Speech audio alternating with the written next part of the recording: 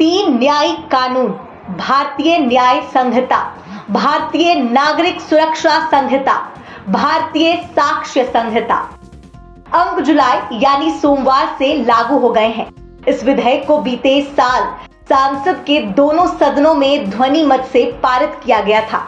विधेयक को पास करते समय सिर्फ 5 घंटे की बहस की गई थी और यह वो समय था जब संसद में विपक्ष के 140 से अधिक सांसद निलंबित कर दिए गए थे।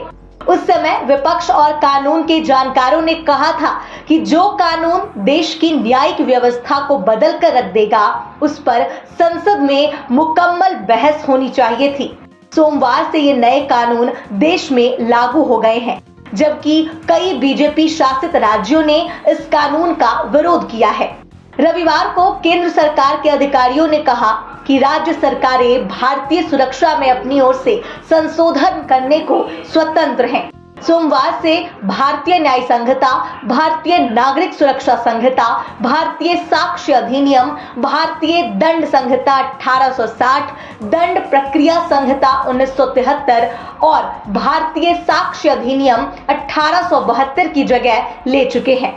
नई भारतीय संहिता में नए अपराधों को शामिल किया गया है, जैसे शादी का वादा कर धोखा देने के मामले में 10 सालों तक की जेल, नस्ल, जाति, समुदाय, सिंह के आधार पर मॉब लिंचिंग के मामले में आजीवन कारावास की सजा, छिनैती के लिए 3 साल तक की जेल, यूएई की जैसे आतंकी मामले को भी इसमें शामिल किया गया है। 1 जुलाई 12 बजे से देश भर के 650 से ज्यादा जिला न्यायालयों, 16,000 से ज्यादा पुलिस थानों को ये नए कानून व्यवस्था अपनानी है। अब से सीआरपीसी की धारा 154 की बजाय बीएनएस की धारा 173 के अंतर्गत दर्ज किया जाएगा। नए आपराधिक कानून लागू होने से क्या क्या बदलेगा? एफआईआर, जांच और सुनवाई के लिए अनिवार्य समय सीमा तय की गई है। अब सुनवाई के लिए 45 दिनों के भीतर फैसला देना होगा। शिकायत के 3 दिन के भीतर एफआईआर दर्ज करनी होगी। एफआईआर अपराध और अपराध ट्रैकिंग नेटवर्क सिस्टम के माध्यम से दर्ज की जाएगी। यह प्रोग्राम राष्ट्रीय अपराध ब्यूरो के अंतर्गत काम करता है। सीसीटीएनएस में एक बेहतर अपडेट किया गया है, जिसमें लोगों को बिना पुलिस स्टेशन जाए ही ईएफआईआर दर्ज करने का मौका दिया जाएगा।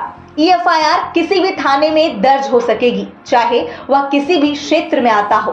पहले केवल 15 दिन की रिमांड दी जा सकती थी, लेकिन अब 60 या 90 दिन की दी जा सकती है।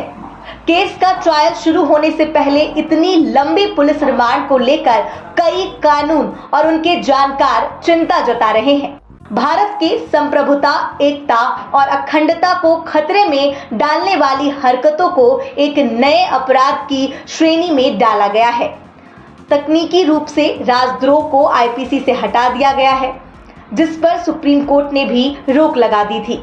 एक नया प्रावधान जोड़ा गया है। इसमें किस तरह की सजा दी जा सकती है, इसकी विस्तृत परिभाषा दी गई है।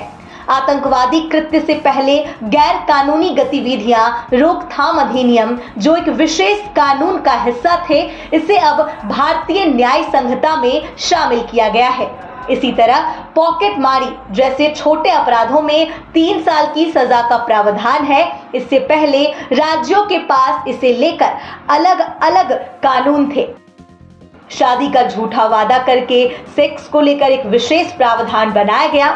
इसमें 10 साल की सजा होगी। वह विचारधारा 377 व समलैंगिक और यौन मुकदमा चलाने के लिए किया जाता था और अब इसे हटा दिया गया है।